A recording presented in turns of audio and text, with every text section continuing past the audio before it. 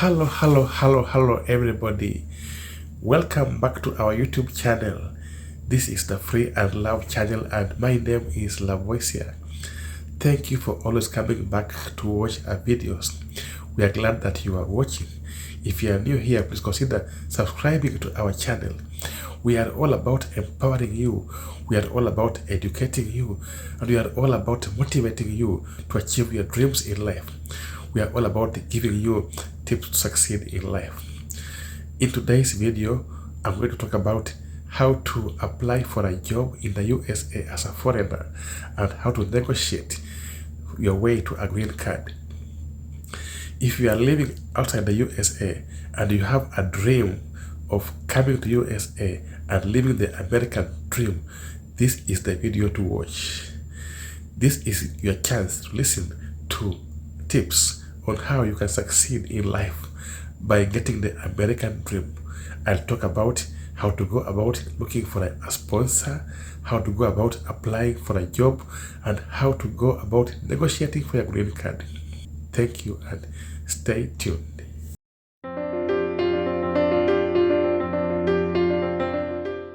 So there are several databases that you can go to and find out the various companies that have in the past sponsored people for green cards. And I'm going to be posting some of these companies in the comments section below. So you can still apply for these jobs whether you are in the USA or whether you are outside the USA. If you go to these websites, you can find the jobs that are being advertised. So once you identify a company that sponsors people for green card, the next step will be to look for jobs in these companies on those websites that are used to advertise jobs. And these websites include Indeed.com, Glassdoor, Monster, FlexiJobs. I'm going to be listing some of them in the comment section below. So you can search for jobs on these websites from whichever part of the world you are, and you can target those companies that you saw that have in the past sponsored people for green cards. So that is the first step, searching for jobs. Another way to search for jobs is to contact recruiters. So there are several recruiters in the USA that are able to scout and look for jobs and place people on those jobs. So, but you have to be careful to avoid being scammed. Don't give out money to people to look for jobs for you. You can get these recruiters online on Indeed and other websites. The next step is, after you've identified a job that you think you are qualified for, it's time to sit down and write the application letter and write your resume. It's important to edit your resume so that it captures the skills that were being required on those jobs. Now, a resume should be as brief as possible to speak to the hiring manager. The hiring manager does not have time. In fact, some companies even use robots or computers to scan through resumes. So make your resume stand out. Avoid unnecessary details. So the key things that a resume should have are, of course, your name and your contact details, and avoid unnecessary details. And a professional summary. Give a very brief, eye-catching intro of yourself. If you are asked to describe yourself in like 3 seconds, look for the best words to catch, the best eye-catching words. Don't go very verbose, but just write an eye-catching statement that will catch the recruiter to stand out from all the rest. And of course, the next thing is to list down important skills that are going to match you on that job. Write skills that make sense. There's some skills that are not necessary to write, like if you know how to use Microsoft Word, or you know how to use Microsoft Excel. Those are common skills. List only the key skills that the company requires. So skills, and then of course list the experience, and in the experience section you list only the experience that is going to help you get the job. List only what is called relevant experience on the resume, and of course then write your professional qualifications, academic qualifications. So resume should not be more than 1 page long. If long, maybe 2 pages, but I'll write only a 1 page resume. That's just like a resume is like a marketing statement. It's like a flyer. You're trying to market yourself. It's just the first stage. It's just to catch the hiring manager. The big part will come when you are being interviewed. So once you catch the eye of the hiring manager, then the next step will be to prove yourself. So don't write long resumes. You can look for examples of winning resumes online. So next, you have to write a cover letter to accompany your resume.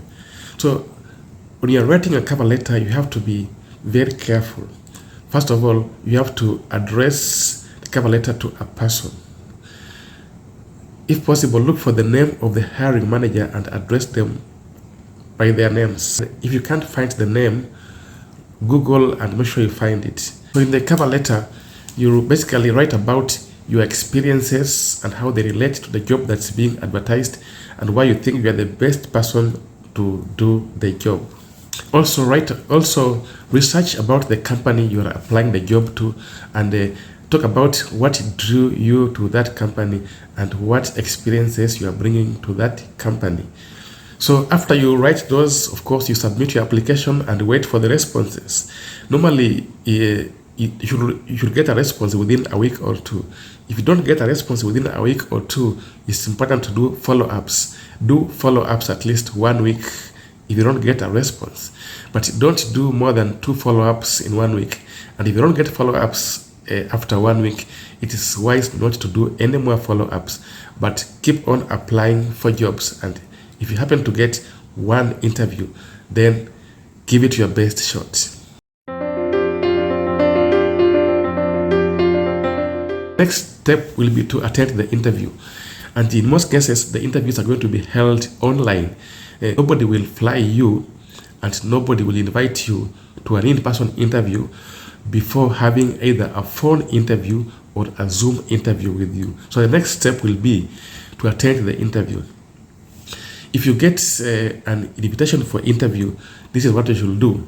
First of all, you should research the company as much as possible and look at the job that is being offered to you.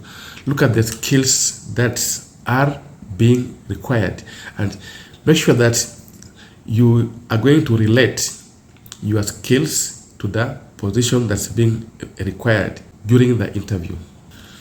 Of course, the most common question that you'll be asked is, can you explain how your skills and experiences are going to help you perform the job? So make sure that you're prepared with those answers. And it is good to have a mock interview, to have mock interviews with somebody, so that when the time of the interview comes, you are prepared. And it's important to dress properly, be properly dressed, even if you are doing a phone interview or online or Zoom interview. Proper dressing is going to give you some confidence to answer the questions in a proper way. So dress well and plan for the interview, rehearse for the interviews, and when that time comes, you should be prepared for it. Make sure that you also write down 2 or 3 questions that you're going to ask, because at the end of the interview, you'll be asked, do you have any questions to ask us? And make sure that you're asking questions that make sense, that are relevant. Don't ask questions like, how much salary will I be paid? Or don't ask questions which are irrelevant. Ask questions that are relevant. So the best questions to ask at the interview are questions that relate to the metrics of success and expectations of the company. Don't ask questions that relate to salary and compensation and benefits. So now the next big step, green card. So in most cases, the employer will already be familiar that you are not a US citizen and you may require to get a sponsor. So sometimes they might ask you, will you require a sponsorship if offered this job? If the answer is yes, just say yes, because they may be prepared to sponsor you for a visa. So after the interview is done, it's good to sit down and wait for the results. And the first thing to do is that within 24 hours of the interview, please write a thank you note to the interviewer. Thank him for his or her time and say that you look forward to receiving the most favorable replies from them. And then it's time to wait for the reply. If the replies don't come within 1 week, it's important for you to make follow-ups. Sometimes follow-ups have made a difference.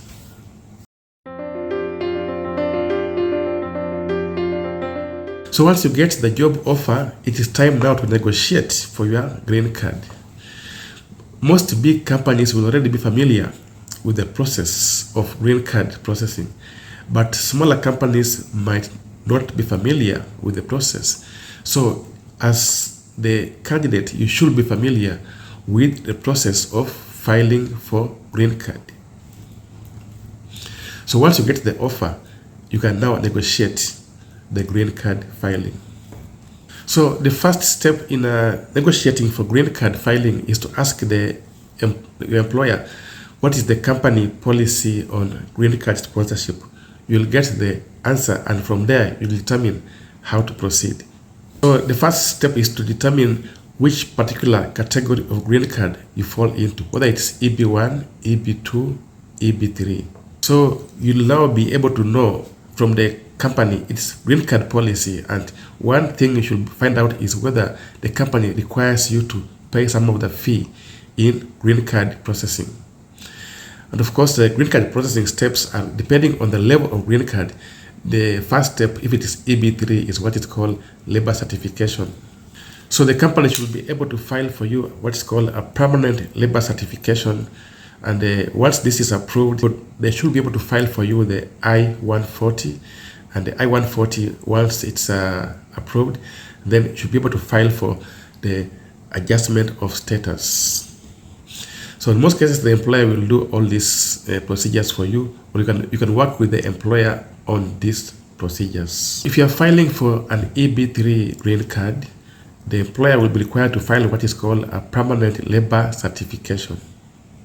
So a permanent labor certification is just the first step that is normally required if you want to hire a foreign worker, and this is just a step where the employer is supposed to attest to the available people in the US who can do that job. By the way, there are so many jobs that will want people from outside the country. If you go to those websites I listed, you'll find many companies hiring people from outside the USA. So it is it's a normal process to do labor certification, and it always sails through. So the next step is, of course, to file what is called an I-140. So the I-140 is also called a petition for an immigrant worker. A petition for immigrant worker. So the employer then files for you the I-140, and then the next step is to file what is called adjustment of status. Form I-485 is the one which is used to adjust your status. So once all these are approved, then you are ready to get your visa, a green card, and come to the USA. So this process can take from 6